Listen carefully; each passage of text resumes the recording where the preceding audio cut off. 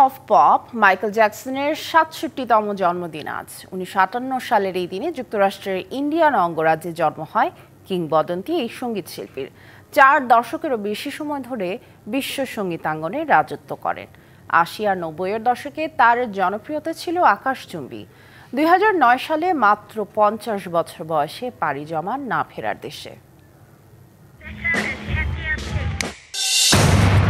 This is the moment. This is it. I want to show them talent like we've never seen before.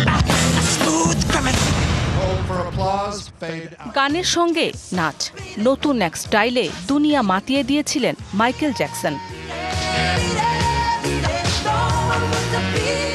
একাধারে গীতিকার, নৃত্যশিল্পী ও সমাজসেবী হিসেবে পরিচিত মাইকেল ১৯৫৮ সালের ২৯ আগস্ট যুক্তরাষ্ট্রের ইন্ডিয়ানা অঙ্গরাজ্যের গ্যারি শহরের এক দরিদ্র পরিবারে জন্ম হয় মাইকেল জ্যাকসনের। ১৯৬৩ সালে মাত্র ৫ বছর বয়সে পেশাদার শিল্পী হিসেবে গান গাওয়া শুরু করেন।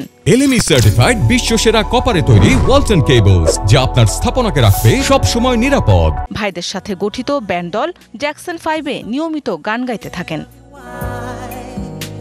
শিশু শিল্পী থেকে ধীরে ধীরে পরিণত হন তরুণ পারফর্মারে। ১৯৭৯ সালে প্রকাশিত মাইকেলের পঞ্চম একক অ্যালবাম অব দ্য ওয়ার্ল্ড ব্যাপক জনপ্রিয়তা পায়। তার এই অ্যালবাম ২ কোটির বেশি কপি বিক্রি হয়। ১৯৮০ সালে প্রথম জেতেন গ্র্যামি অ্যাওয়ার্ড।